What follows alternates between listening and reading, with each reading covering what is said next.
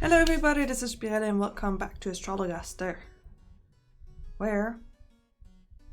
God's blood, that was a close shave. I think this definitely Italian mister is pregnant.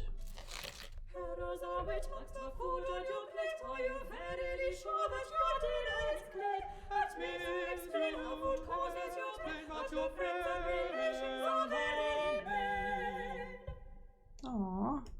The poor guy who doesn't really have an issue. Pray tell, did the matter with the, cherries resolve itself in the end?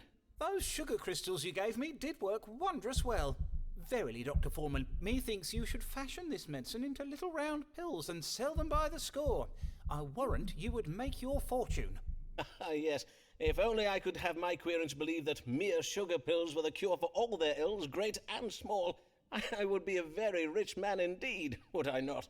I would be. And what may I assist you with this day, Mr. Mugg? I have the spotted fever. I must begin treatment now, or else I will... Hold, sir. The spotted fever is exceeding rare. Why would you think you have such a disease? Well, sir, not only am I covered all over in red spots, I have lately taken to chundering, such as are the very symptoms listed in the medical book I did read. I am already taking the treatment Mr. Cogan prescribes, but now I require... You mean to say you have read Thomas Cogan's Haven of Health? Why, that is a most technical book, writ for doctors and medical students. How did you come to be reading it? My friend George Sprottle did bind a printing of it in his shop. He kindly let me spy some pages afore 'twas sent up to Cambridge.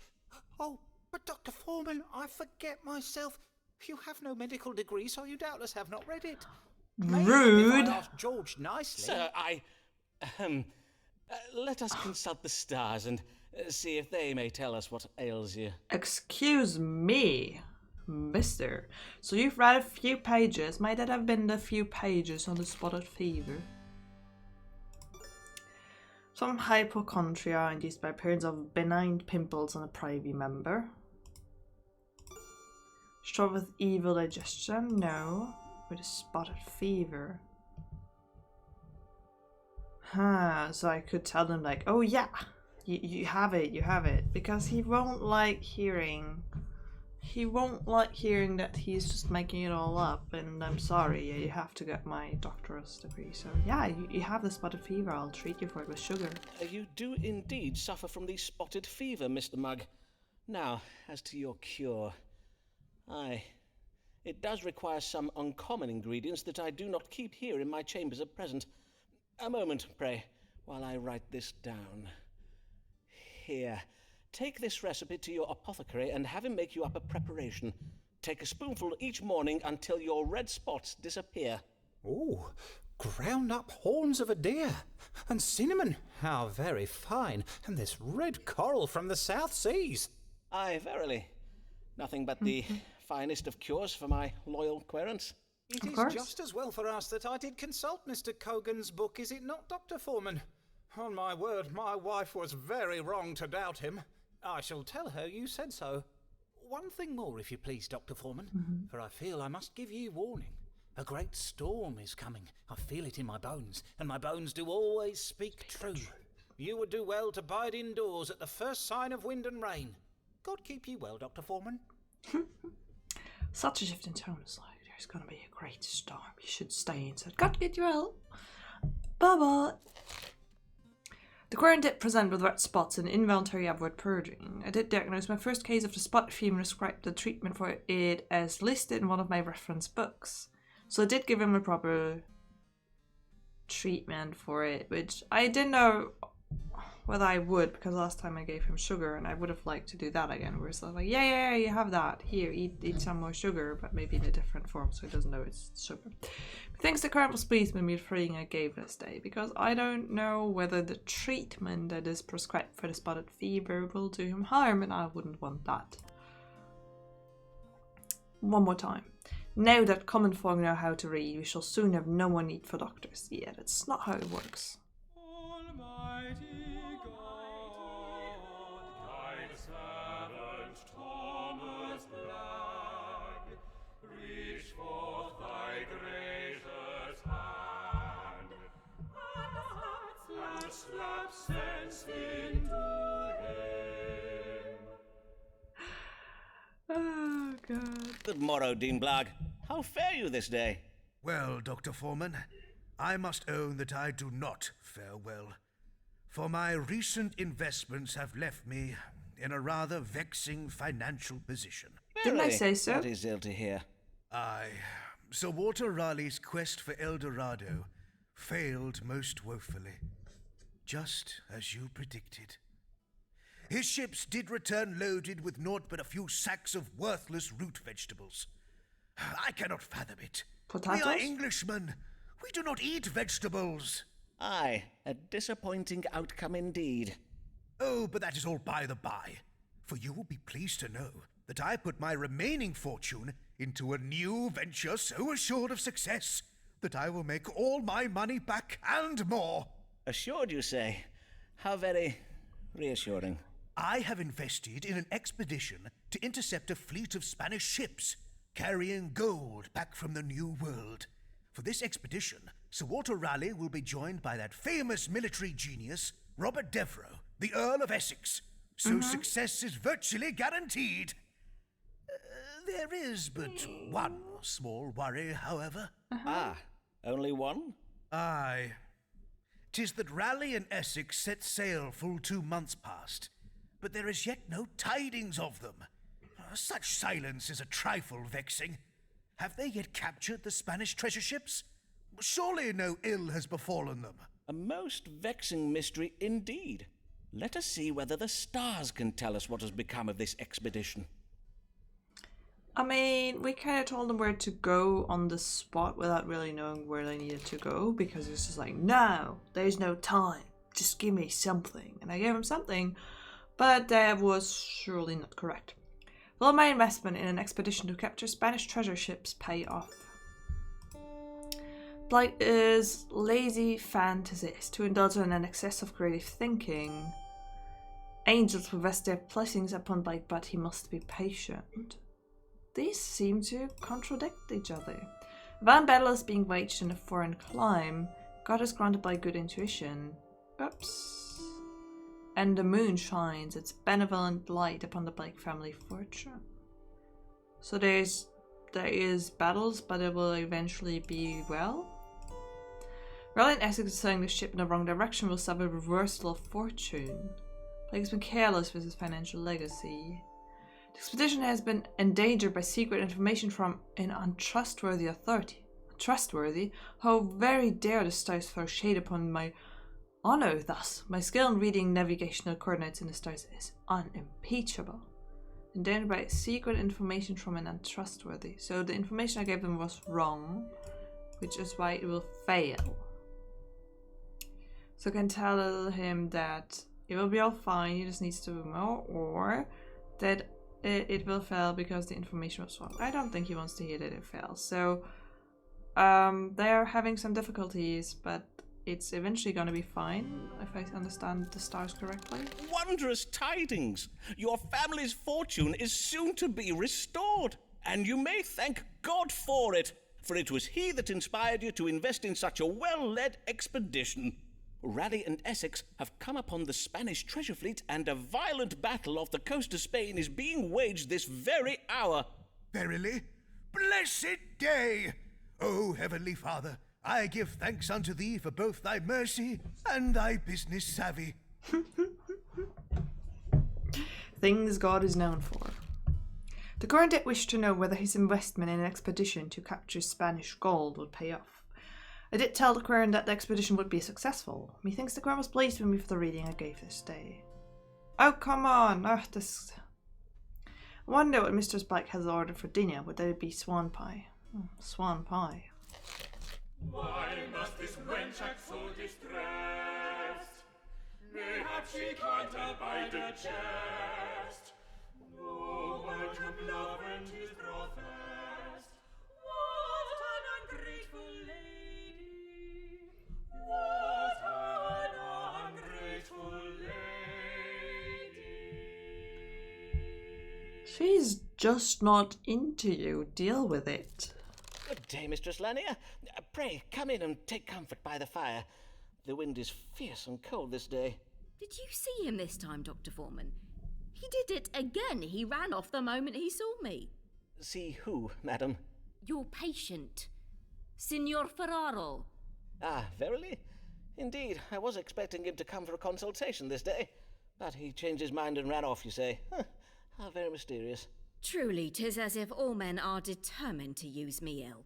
Surely not all men, madam. I, for one, remain most devotedly at your service. Indeed. It does seem that I must beseech your pardon. For some years ago, you rightly foresaw in the stars that my alliance with Mr. Shakespeare would end in theft and deceit. But I would not heed you. I have been a fool, Dr. Forman. My dear lady, I do not need to read the stars to see that something grave has befallen you. Pray, tell me what it is. Yesterday I did meet with Mr. Shakespeare to discourse upon our new play, which is to open this week at the theatre in Shoreditch. But though I was determined not to confront him about the sonnets he wrote about me, 'twas difficult to hide the heaviness I did feel in his company. I can well imagine, madam. So then, well, he remarked upon my dark humour, to wit, he said to me, "Amelia, your pretty brow does furrow, so I will kiss it smooth." And I sense that you did not receive this well? Indeed I did not. Forsooth, I was so enraged by this, I reversed my flagon of ale full over his head. Ah. Whereon he rose from his stool, declaring I was the most ungrateful and unworthy wench in all of Christendom, and then he flew out of the tavern like a bat from out the gates of hell. A most vivid image, and no doubt most apt. Men who work in playhouses are prone to indulging in such melodrama, of course. Of course. Why so many ladies care for such men in preference of those employed in solid, stable professions, I shall never understand. And if only that were all. For this morning I saw a bill advertising our play posted on a wall in my street. It bears his name and not mine. Verily? Surely not. Mayhap there has been some error made. Nay, Dr. Forman, 'tis no error, for I rushed to the theatre to see what was amiss, but I was refused admittance. Indeed, the player who came to the door denied all knowledge of my collaboration on the play. Methinks Mr. Shakespeare is exacting his petty vengeance upon me for rejecting his sly suit by denying me credit for my work, and he means to deal with me by pretending I do not exist, as if I were a ghost. Or is it he who has become the ghost? In truth, I am not yet sure how that metaphor should work. What monstrous perfidy! Pray tell me what I might do to punish this wretched scribbler. I can read Though the I'm stars. not adept with a sword, I do have a book that instructs in how to command nefarious spirits. Oh, prithee, sir, I am come not in search of vengeance, but to seek answers. As you know, I have been ill-treated by my husband, and now I am betrayed by Mr. Shakespeare. Pray, read the stars and answer me this, Dr. Forman. Will I ever be able to trust, even love, a man again? I sure hope so. Well, I think I will go with A. I need to consider it for a bit longer, but... Whoa, okay. Emilia secretly wishes to commit adultery with a man of high intelligence. Emilia's friends have been unworthy of her confidence. She could give herself into her true feelings. God rewards men who invest time in their friendship with comely women. The relationship betwixt Emilia and me is currently wrought by confusion. Emilia's literacy legacy has been betrayed by Mr. Shakespeare. Mistress Lania is ignorant of the love she inspires, but her ignorance will be reversed. Emilia's present adversity may bring change, a new life in form of a child. Ah, okay, yeah, me. I chose A. To your question of whether there yet be a man in this world worthy of your trust and affections, forsooth, I have never seen an arrangement of stars that speaks so clearly. Verily? Then pray tell, what answer does it give? My dear lady, the answer you seek need not be divined by reading the stars. It may be read in the signs you see before you now. To wit, the answer you seek is right in front of you. I am afeard I do not follow, Dr. Foreman. 'Tis your feather quill, a half-eaten apple, your desk is a little untidy, and I must confess the symbolism in Flemish still-life painting has always quite confounded me. Take a skull, for instance. What sense does a skull make alongside a bowl of... Baloo. Gasp! 'Tis clear to me now, your face was always hid in shadow, but 'tis you, Mr. Foreman. You are the man who has been prowling me these last months. Dearest, loveliest Amelia, allow me to profess to you my undying admiration for your charms, which are not insignificant. God's womb, et tu, Dr. Foreman. Fie, you of all men to betray me thus. But 'tis true. I now see the answer. For I know now never again to trust a man to guide me. Henceforth, I shall write under my own name, and Good when for there you. are decisions to be made, I shall take my own counsel and make my own judgments. Farewell, Dr. Foreman, and clean your desk. Verily, 'tis quite disgusting. Why am I stalking all my patients? The female ones at that. Just asking. But yeah, there's no letter to be gotten here. The current did wish to know whether she will ever trust or love a man again. I did advise the current that I was a man whom she could love and trust. Methinks the current took my advice most ill. We women will achieve equal treatment, even if it takes us 100 years. It's gonna take a lot more. I think that Switzerland recently had its 50th anniversary of having allowed women to vote 50 years ago. 50! That's nothing! And it'll take some time. Take a lot of time and a lot of effort by a lot of people, but good on you. So I must thank you for your diligent care of my husband Nicholas. Your effort to disabuse him of his fanciful notions are much appreciated by his family. Please continue to speak true to him. He may one day come to his senses and peace may be restored to our household. Quirin's long-suffering wife, Sarah Muck. I don't quite understand this message. Lancelot Moore is of a great house. Much does depend, much, on his choice of a spouse. He must be consecrated well, no matter the cost to love and to have.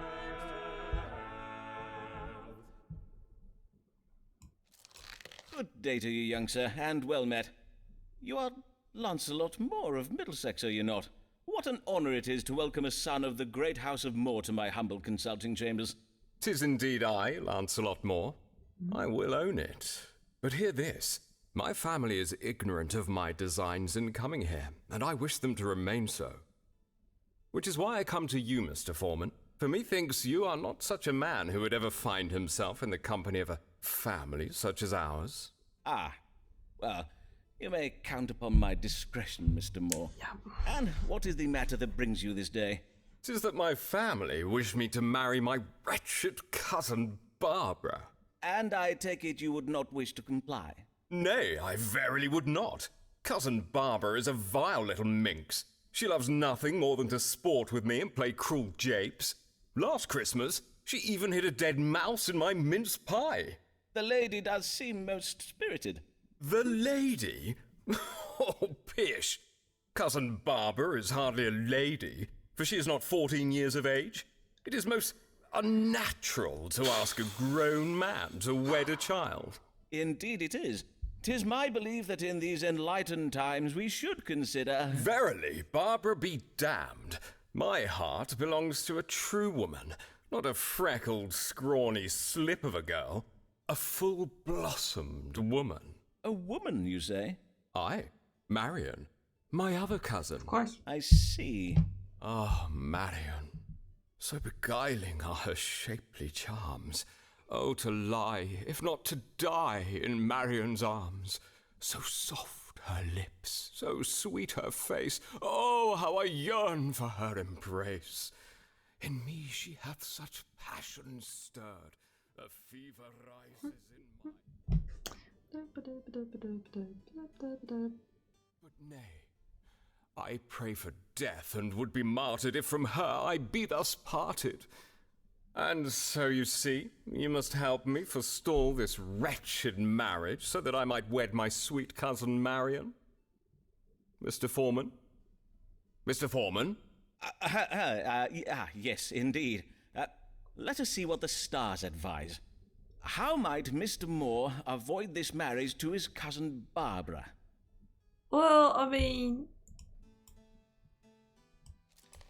she's not even 14. If Moore spreads a rumor about Barbara being sexually active, the marriage plans will be abruptly cancelled. She is not even 14.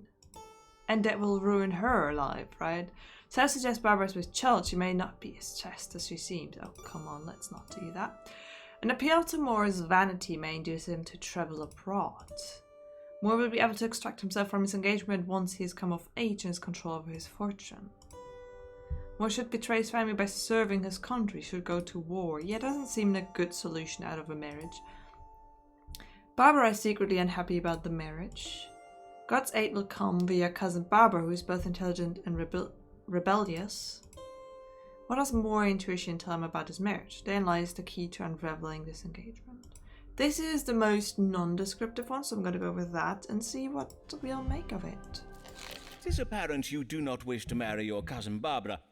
But have you considered whether she wishes to marry you? Nay, but I cannot think why she would not want to marry me. I am exceeding eligible. Aye, doubtless you are, Mr. Moore. But do you not think her unkind japes may indicate she harbours some degree of malice towards you? Mayhap you are right. I did find a toad in my bed Thursday last. 'Tis as if Barbara were possessed by a demon. Very possibly. And thus possessed, she may be distracted and not wholly aware of your, fine qualities. I advise you to simply bide your time. For the stars suggest she is a cunning maid who plans to thwart the marriage using a method of her own devising. Verily? Then I will leave it all to Barbara, as you advise. But it shall be on your head if I'm forced to marry her, Mr. Foreman. Yeah, I gotta move countries and just find some nice place to live somewhere else, I guess. The Count did wish to know how to avoid marrying his cousin Barbara. I did tell the Count to bide his time, as doubtless his young cousin would find a way to put an end to the match herself. He thinks the Count was a little pleased with me for the reading I gave his today. Mayhap I go this night to recite rhyming verse outside Marian's bedchamber. Saw that in a play. It worked wondrously well. Yeah, and if it works in a play, we all know it works in real life. Hear ye, hear ye. Spanish Armada nears English coast. Nation prepares for invasion whilst Queen searches for missing navy. Hear ye.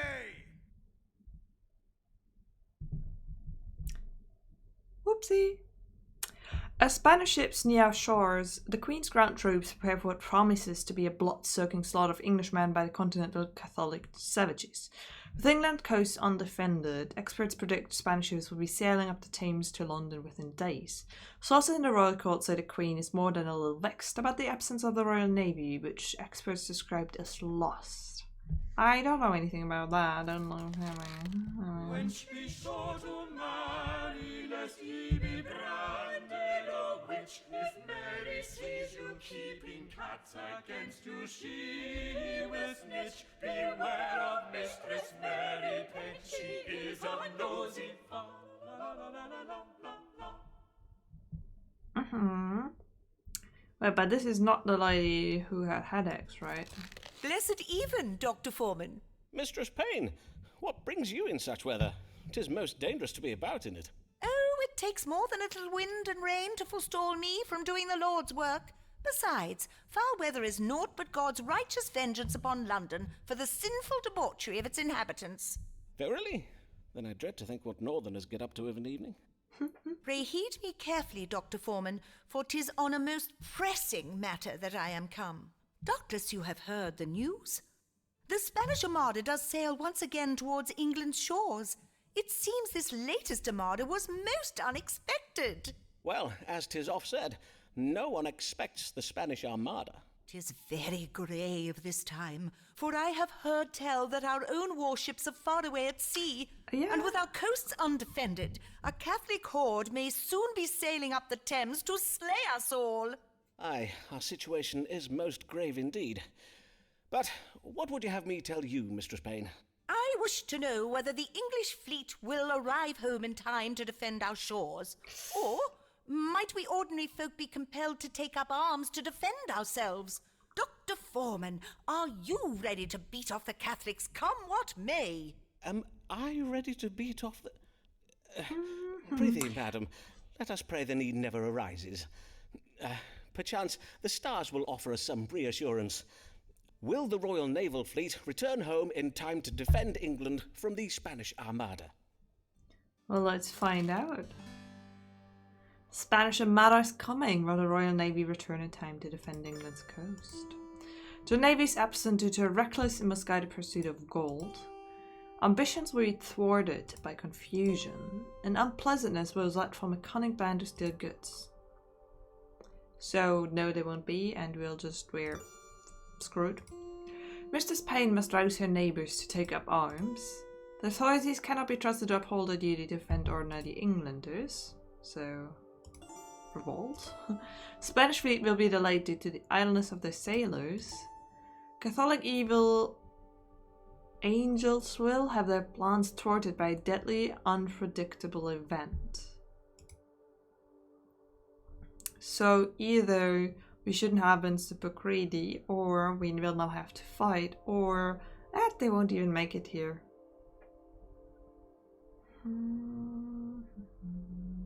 But like, doesn't this one also entail that we should do something about it because it's just a reason why they're not there? I don't want to get involved in that. I mean, I kind of helped. I mean, I kind of was forced to, but yeah, I think that something will happen to the Spanish. Be no longer afeared, Mistress Payne. The Spaniards are soon to be thwarted. Although the Armada does near our shores, its progress is slow. For, according to the stars, the sailors are most idle in nature. Ah, yes, 'tis a trait oft remarked in continentals. And they will be punished for this sin of sloth, for their lives are soon to be taken by a most deadly event. Glory be! And what nature of event might this be? How will England achieve this glorious victory? A fierce sea battle won by our mighty warships? A triumphant charge of our cavalry brigades? Well, England will use her... let me see now. Yes, these southern continentals will be struck down by England's most terrifying weapon of all, our lamentable weather. Batten down your hatches and wrap up warm, Mistress Payne. A violent storm is coming. The Queen did wish to know whether the Royal Navy would return home in time to defend England from the Spanish Armada. I did reassure the Queen that the Spanish would be defeated by a combination of their own threatlessness and unpredictable events. Methinks the Queen was pleased with me for the reading I gave this day. I am most pleased to hear this news, but if Foreman be wrong, may God forgive him, for I will not. Okay, I have no idea, but I think this is a good way to go with that. I'm not entirely sure. Anyway, I hope you're all still having fun, because I find this thing absolutely amazing. And how many letters do we have? 2 so far. And it looks like we'll meet 3 more people. And we're almost there with like 4 of them, so we're good on our way, I think. I'll be back soon with more.